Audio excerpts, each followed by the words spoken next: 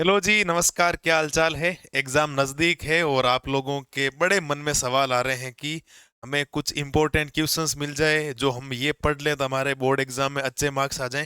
कितने अच्छे मार्क्स? तो मैं आपका भाई बजरंग चौधरी आपको जो भी क्वेश्चंस आगने वाले 14 वीडियो के अंदर, क्योंकि 10th क्लास के अंदर कितने वीडियो है? 14 वीडियो है। 14 वीडियो के अंदर जितने भी चैप्टरों के चैप्टर वाइज इंपॉर्टेंट क्वेश्चंस लगाता हूं, जितनी भी एक्सरसाइज के अंदर लगभग 70 से 80 क्वेश्चंस इंपॉर्टेंट लगाऊंगा। उसका सॉल्यूशंस भी आपके सामने आ जाएगा वीडियो बाय वीडियो में। आप लोग देखते रहना रेगुलर। लेकिन ये जो क्वेश्चंस आपको इंपॉर्टेंट लगा रहा हूं, इनको इतना अच्छी तरीके से करके जाना है। मैं वादा करता हूं 100 में से 90 नंबर आ जाएंगे। मान लो आपके 80 नंबर का पेपर होगा ना, 65 से 70 नंबर के सवाल इन पीडीएफ में से आ जाएंगे। तो 14 वीडियो में 14 चैप्टरों के इंपॉर्टेंट क्वेश्चंस, चैप्टर नंबर 1 वास्तविक संख्या से लेकर चैप्टर नंबर 14 प्रायिकता तक हम लोग बताने वाले हैं। सीरीज डेली लेके आ रहे हैं, डेली के 2-2 3-3 वीडियो अपलोड करेंगे तो 7 दिनों के अंदर आपके पास आ जाएंगे। इनको तो इतना अच्छी तरीके से करके जाना, एक भी क्वेश्चंस का डाउट नहीं होना चाहिए। अपने टीचर से, अपने मेंटर से, अपने भाई से, अपने बहन से, जिससे भी इन क्वेश्चंस का सॉल्यूशंस आपको प्राप्त हो सकता है, चाहे यूट्यूब के माध्यम से, चाहे स्कूलिंग, चाहे कोचिंग, जो भी है, इनका अच्छी तरीके से सॉल्यूशंस आपको करके जाना है। चलिए शुरुआत करते हैं। आज पहला चैप्टर है, इसमें हम लोग पहले चैप्टर की बात करेंगे। कक्षा 10 का पहला चैप्टर है वास्तविक संख्या यानी कि रियल नंबर। कौन सा चैप्टर है आपका? वास्तविक संख्याएं। कौन सा चैप्टर है आपके? वास्तविक संख्याएं यानी कि रियल नंबर के अंदर जो जो इंपॉर्टेंट क्वेश्चंस है, आप अपनी एनसीईआरटी बुक को साथ में लेकर बैठ जाइए और क्वेश्चंस को बढ़िया तरीके से टिक करना शुरू कर दीजिए। 2026 लिख दो, इसके ऊपर बोर्ड में आने वाला क्वेश्चन से ध्यान रखना। ठीक है, तो शुरुआत करते हैं हम लोग। आपके एक्सरसाइज वगैरह जो भी उदाहरण वगैरह होगा ना, उन उदाहरण के अंदर मैं एक एक चीज आपको बढ़िया तरीके से बताने वाला हूं। तो आप लोग बढ़िया तरीके से एक एक चीज मेरी समझते हुए जाना और मेरी बातों में हाँ या ना बोलते जाना। ठीक है, आपको मैं बताता हूँ कहाँ से कहाँ जाना है। ठीक है, अब पीडीएफ तो है, पीडीएफ तो निकालनी पड़ेगी आपको। आपको निकालनी पड़ेगी, मेरे को भी निकालनी पड़ेगी। आप तो पेज पलट लोगे, हम कहाँ से पेज पलटे भाई। जैसे आपके सामने ये रहा। उदाहरण नंबर 4 आपकी स्क्रीन के सामने है, ध्यान देना। उदाहरण नंबर जो ये 1 है ना, ये आपका इंपॉर्टेंट है, इस बात को ध्यान रखना। ये आपका क्या है? इंपॉर्टेंट है। यानी उदाहरण नंबर 1 को टिक कर लीजिए, इसके ऊपर 2026 लिख दीजिए। ये क्वेश्चंस बहुत ज्यादा इंपॉर्टेंट है, इस बात को ध्यान रखना। उम्मीद कर रहा हूं ये बात आपके क्लियर हो जानी चाहिए, बैठ जानी चाहिए। उदाहरण नंबर 1 को टिक कर लेना भाई, ध्यान रखना आप लोग। ठीक है साहब, आपको सर उसके बाद कौन सा उदाहरण है? तो उसके बाद उदाहरण हम लोग बात करते हैं। अभी चलते जाते हैं, चलते जाते हैं, चलते जाते हैं, और आपके सामने एक उदाहरण आएगा, उदाहरण नंबर 4। कौन सा उदाहरण आएगा? उदाहरण नंबर 4 आएगा। इसको क्या लगाना है? आपको इंपॉर्टेंट लगाना है। 4 उदाहरण को क्या लगाना? आपको इंपॉर्टेंट लगाना है, इस बात को ध्यान रखना। उदाहरण नंबर 4 बहुत इंपॉर्टेंट है, इस बात को याद रखना। ठीक है, उदाहरण नंबर 4 भी आपके लग जाना चाहिए। उदाहरण नंबर 4 के बाद हम लोग चलते हैं आपके प्रश्नावली 1.1 के अंदर। किसके अंदर चलते हैं? प्रश्नावली 1.1 के अंदर। 1.1 का जो पहला क्वेश्चन है ना, उसके ये दो क्वेश्चन आप लोग मिला लेना, पहला और कौन सा? दूसरा। और उन दोनों के अंदर, इन दोनों के अंदर भी गुणनखंड करने के बाद क्या पूछा जाएगा आपसे? घातों का योगफल पूछा जाएगा। क्या पूछा जाएगा?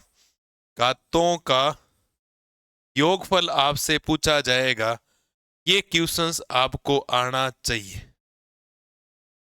ठीक है, ये क्वेश्चंस आपको आना चाहिए। इन दोनों क्वेश्चंस के अभाज्य गुणनखंड करके जब घातों का योगफल वो पूछता है, वो बड़ा इंपॉर्टेंट है, इस बात को ध्यान रखना। बाकी हम लोगों ने एक एक नंबर के जो क्वेश्चंस होते हैं, वो हमने बढ़िया तरीके से राघव पाठशाला परिवार में सीरीज चला रखी है। आप उस सीरीज को फॉलो करिए, अच्छी तरीके से एक एक कंसेप्ट को क्लियर करिए। आपको किसी प्रकार की कोई समस्या नहीं आएगी, आप शानदार तरीके से काम कर सकते हैं। चलिए साहब, मेरे हिसाब से 1.1 का पहले के ये दोनों आप मिला लेंगे तो आपको पता हो जाएगा अभाज्य गुणनखंड होते कैसे। आपको करना क्या है? अभाज्य गुणनखंड करना, आपको ध्यान रखना। ठीक है, इसके बाद हम लोग चलते हैं आगे। इसके बाद हम लोग आगे चलते हैं, तो आगे चलने के बाद आप एक काम कर लीजिए। जो ये क्वेश्चन नंबर 3 है ना, इन क्वेश्चन नंबर 3 में कोई भी एक कर लीजिए। मान लिया आपने ये कर लिया, आपने तीसरे का पहला कर दिया, जिसके अंदर आपको क्या करना है? एचसीएफ भी फाइंड करना, और क्या फाइंड करना है? एलसीएम फाइंड करना। अभाज्य गुणनखंड की मदद से एचसीएफ और एलसीएम कैसे फाइंड होता है, वो आपको ध्यान रखना है।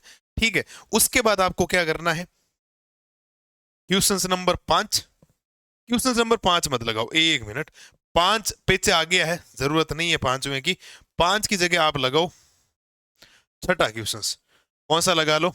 छठा लगा लो। छठा आपको करके जाना, और एक क्वेश्चन नंबर आपको कौन सा करके जाना है? चौथा क्वेश्चन करके जाना है। एक तीसरा करना है, एक चौथा करना है, तीसरे का एक क्वेश्चन, एक चौथा करना है, एक छठा क्वेश्चन करना है। ये आपके इंपॉर्टेंट क्वेश्चंस है 1.1 प्रश्नावली के अंदर। कौन सी प्रश्नावली के अंदर करना है बेटा? 1.1 के अंदर ये क्वेश्चंस आपको शानदार तरीके से करने, आपको कतई कोई दिक्कत नहीं आएगी, आप शानदार तरीके से काम कर सकते हो। करोगे या नहीं करोगे काम? कर लोगे बिल्कुल बढ़िया तरीके से। आपको याद करना 1.1 में बढ़िया तरीके से 100% जो काम हो सकता है ना, वो आपको करना है इन क्वेश्चंस में। तो मतलब डाउट होना ही नहीं चाहिए। अगर हो रहा है तो बड़ी गलती कर रहे हो, बड़े बेचैन हो जाओगे अगर मिला के नहीं जाओगे, फिर पेपर देखोगे, फिर मेरे को दोस्त दोगे, अगर काश वो पढ़ लेते, फिर काश का कोई मतलब नहीं रहेगा। याद रखना आप लोग, ठीक है? तो ये आपको ध्यान रखना। तीसरे का पहला कोई भी एक क्वेश्चन, चौथा तो पूरा करना ही करना है, और छठा पांचवा पहले आगे है उदाहरण नंबर 1 में सेम टाइप का, बढ़िया तरीके से हो जाएगा। चलो बेटा आगे, कोई समस्या नहीं, बढ़िया तरीके से शानदार तरीके से आपसे ये चीजें मैंने बता दी है, आप इनको बढ़िया तरीके से कर सकते हो। आगे चलिए साहब, आगे चलिए, आगे चलिए, आगे चलते हैं। प्रश्नावली 1.2 में चलते हैं। प्रश्नावली 1.2 में चलते हैं, और प्रश्नावली 1.2 में चलेंगे तो आपको समझ में आएगा कि हम लोग पहुंचेंगे उदाहरण नंबर 5 में। क्या गजब का क्वेश्चन है, मतलब ऐसा कोई पेपर नहीं होता जिसके अंदर ये क्वेश्चन नहीं आता। उदाहरण नंबर जो 5 है ना, वेरी वेरी इंपॉर्टेंट है, इस बात को ध्यान रखना। बाकी आप अपने मॉडल पेपर को भी देखते रहे, मॉडल पेपर के हिसाब से पढ़ना है। मॉडल पेपर में अगर मान लो पहला चैप्टर में से एक एक नंबर के क्वेश्चन आ रहे हैं, जैसे राजस्थान बोर्ड में, तो ये क्वेश्चन क्यों ही पढ़ना है? लेकिन यूपी बोर्ड में, बिहार बोर्ड में, एमपी बोर्ड में अगर बड़ा क्वेश्चन आ रहा है तो फिर इसको पढ़ के जाना पड़ेगा, वरना मामला गड़बड़ हो जाएगा। तो ये ध्यान रखना। ऐसा क्वेश्चन आता अगर आपको बताओ तो क्या पूछ रहा है आपसे? √3 एक अपरिमेय संख्या है, सिद्ध आपको करना है। सिद्ध करने का तरीका सारी चीजें आपको बता रखी है मैंने, क्वेश्चन आपको करवा रखे हैं, बाकी इनका प्रोवाइड हो जाएगा सॉल्यूशंस आपके पास, ज्यादा आपको समस्या आएगी नहीं।